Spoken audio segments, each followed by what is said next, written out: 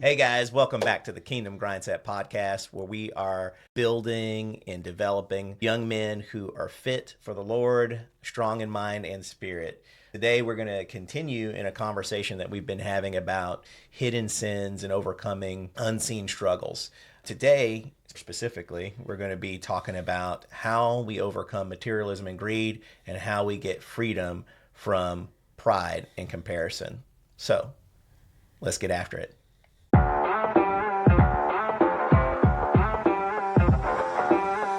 So I was watching an episode from a pretty popular podcast that is focused on men's improvement. And during this particular episode, what they were doing is drawing a comparison and looking at the differences or what young men thought about what does it mean to be successful today. And they had a stage, and on stage they had a group of what I would call your everyday man, so not somebody who's necessarily famous or a big influencer or something like that, but they work at a bank or maybe they, run their own small business. So the everyday guy. And then on the other side of the stage, you had a group of hyper influencers, swolled out, muscular men who everybody on that side had a Lamborghini or owned a mansion or a couple of mansions, and then had a crowd of young men, listening to each side to weigh out who is more successful, is what does success truly mean. And one thing that was interesting about the hyper influencer side is that they seem to be irritated with the everyday guys because these guys weren't necessarily as fit as them, or they didn't have as much money as them, or they would often ask questions across the aisle of, so how much money do you make, and what kind of car do you drive, and how big is your house? And it was really interesting looking at the everyday men. They were very much content with doing their work, going into their careers, coming home, taking care of their families, raising their children, spending time with their children at baseball games or playing ball in the park, while the other group lobbed insults and kind of criticisms about them because they didn't own a Lamborghini or they didn't have as many mansions as they did. And it occurred to me like, wow, so who's really happy there? You got these guys that have all this stuff. They've got the cars, the money, the clothes, and all of these things. But yet they seem like they're more frustrated and angry with people who don't have that because they're happy with being content with not having all that stuff. And so it just occurred to me like, man, are you truly happy? Do you really believe that you're successful if you have to degrade? I mean, if you have to blow somebody else's candle out so that you feel like you're glowing brighter. Yeah. Yeah. And so that really is at the heart, I think, of what a lot of young men are facing today is this idea of, do I need to have a lot of things before I can say that I'm successful? And when I'm talking about things like, do I have to have a certain type of car, a certain type of house, and how much of that do I need to have? And that's the driving mindset behind the grind and this burnout culture that we're in right now with young men. Yeah. Yeah, it's good. Yeah. And then it even occurs to me, once you have individuals that are living in this lifestyle, like what are the type of things that they need to do to actually prove to themselves, yes, I'm actually happy, I'm actually feeling fulfilled. And that is a challenge too for young men who are growing up and who have not yet made it to that point or live in that lifestyle. I mean, as Christians, we really have, I guess you would call it a challenge to provide an answer against that, because let's be real, I see, even as an adult, I see some of these teenage influencers who are, it seems to be living their best life. I mean, they're buying expensive cars, they're living almost a dream life. Yeah. And seemingly without responsibility, having fun on the beaches every day or swimming in someone's pool every day. And it does seem exciting. And to be honest, the question does arise, well, why wouldn't I want to do that? Why wouldn't I do things that give me that lifestyle versus some of the things that maybe the Bible is teaching, and I may not be able to have all of that? Yeah. So that's a real big question that I think a lot of Christians are sitting wondering, like, hey, I'm being faithful, I'm going to church, I'm reading my Bible, but I don't have a Lamborghini. So how successful am I? Yeah, and the world obviously sees success differently than what we should as Christians, followers of Christ. The godly definition of what success looks like is completely different than what the world's idea of success is. It's hard, right? Because I can remember being in middle school and high school, and your status, whether it was spoken out overtly or maybe kept inside, your status was attached to the type of stuff you had. We're looking at who has the coolest shoes, and Who what kind of plays what kind basketball, who of can dunk. outfit are you wearing, or what kind of car are you driving when we got to high school. And so there is a sense that just in the ecosystem that teenagers grow up in, especially young men, that being performative is part of the game. And if you're not playing that game, you often feel alienated. It's a challenging system to be in. How do you frame your mind and build a different type of attitude towards that when the whole entire system is really focused on status symbols, shoes, clothing, what kind of stuff you have? So what was your first car, Ken?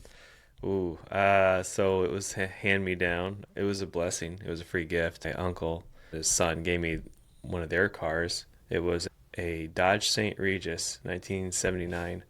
That thing was a boat. They used to be the old time police cars. Oh, wow. Yeah, but this thing, you could push the gas pedal all the way to the floor, and you could probably, well, it'd probably take 5 minutes before you got up to 60. It was so bad. The transmission got rebuilt, and it guzzled gas, and it just couldn't even climb a hill to save its life. Hey, but I'm sure you were blessed to have it. Oh, yeah. It was the car that you had. My first car was a Pontiac Bonneville. I think it was like a 1992, maybe. So I did a lot of speech competitions in high school. I was able to raise a few $1,000s, and I bought my first car doing that. And when I think about it today, this is like an old person's car. Nothing against you if you like Pontiac Bonnevilles or anything like that, but it was sort of like it was funny to be driving around in this car as a teenager, but I loved the car because it was the only car that I had at the time, and I paid for it with my money. But I have to admit, when I saw other people going to school in the cars that some of their parents had bought for them, people would roll up in a Toyota Celica was a cool car back in the early 2000s, or different types of Hondas or BMWs or all the cars, Mustangs. And I'm driving my Pontiac Bonneville thinking, man, it would be cool to have a car like that. So Yeah. the reality was I definitely struggled a lot with questions like, man, what am I doing wrong? What do I need to do to be able to get something like that? And for me, it developed a lot of insecurity and envy because, well, why can't my parents buy me a new BMW when I turn 16, when I have to work so hard and save up the money on my own to get it? It created for me like a lot of resentment towards my parents. But as an adult now thinking about it, I'm so happy that I had the opportunity to work towards getting my own vehicle and taking care of some of the things that traditionally parents get to take care of for their kids. But I didn't have that situation. But now I'm thankful for it because I definitely learned a lot, gained a lot of independence, and really through all of it, learning how to lean on God for my support and stability. And through that, gaining a lot of wisdom on how to manage my finances. But I think the most important thing I got out of that is I'm not a very big materialistic person. So it's almost like going through seeing that and not getting trapped in that sort of world of having a certain type of car or necessarily having the designer clothes and things like that, because I couldn't afford them back then and my parents couldn't afford them for me.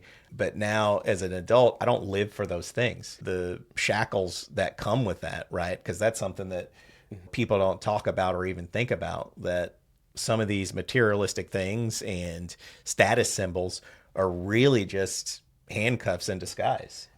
I believe that's 100% true. I can think back as a teenager, all my clothes were hand-me-downs from a cousin that was a little stockier than me and a little bit shorter than me. So I looked really funny walking around school. And partly I didn't have very many friends because I looked different. I'm a 96-pound kid wearing 150-pound kid's clothing. And so they're kind of draping over you. They were draping over me, and they didn't go all the way down to my ankles. So, that is an interesting look. It is. But it is weird because even us Christians tend to go after the flashy. The kids would see these other kids who had it all, like they had the fancy clothing, the really cool sneakers, and they gravitated towards that. What was it that really drew people to that versus you're here with hand-me-down clothing and nobody really gravitates towards you? But I will say that the friendships that I did have, they were meaningful. The Bible says to bear ye up one another's burdens and so fulfill the law of Christ, encourage one another daily. So my relationships were around building each other up, encouraging one another, and helping people through real challenges in life. Where others, they were all, hey, look at me, or hey, I'm part of this crowd.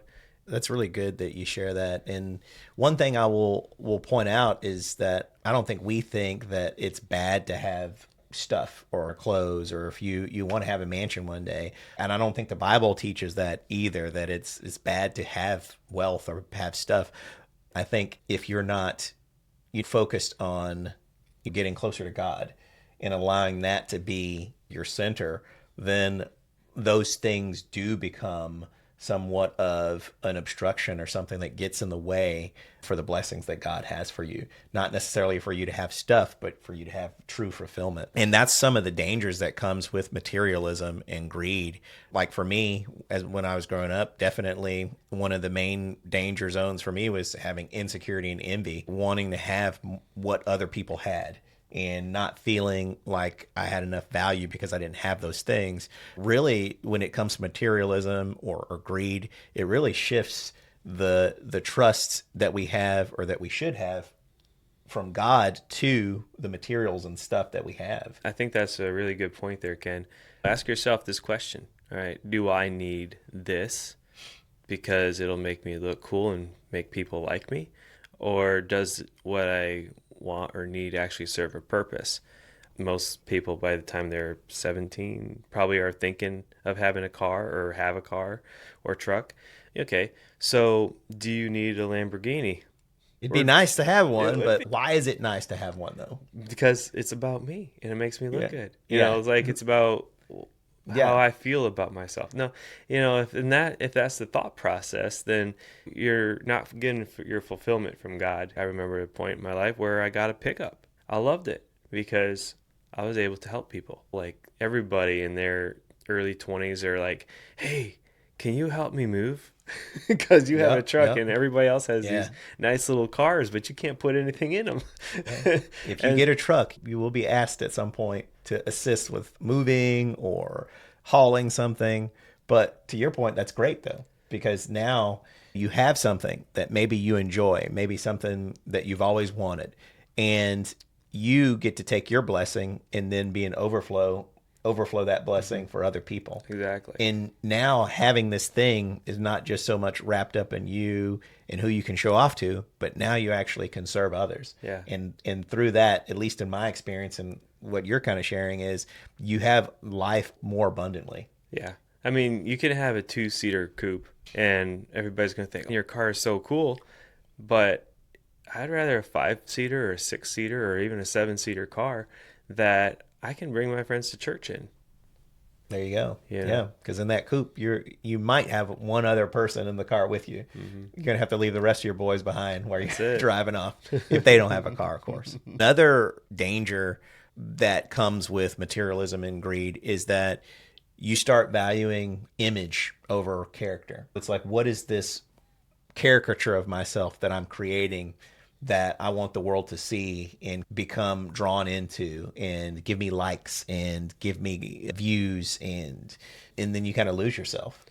Yeah, I mean, when you're so focused on yourself, who defines who you are? Mm-hmm. God's word defines me. Amen. And so if I want to know who I am, you know, I look at the Creator who created you and find out what He says about you. Being a child, a son of God, you know, an heir to the throne. There's so many promises in God's word, and there's so many things that He says about you that is just absolutely amazing. And if you really know who you are in Christ, you're not going to be caught up in the comparison trap that so many get caught up in. And life becomes more meaningful when your purpose is to bring purpose to other people. If your purpose is to just bring light to yourself, and glory to yourself. You're not bringing glory to God. And you can get lost in that. Hey guys, this is part 1 of our discussion on materialism and greed. Please join us next time for part 2 as we continue our discussion on overcoming hidden struggles. Thanks for watching.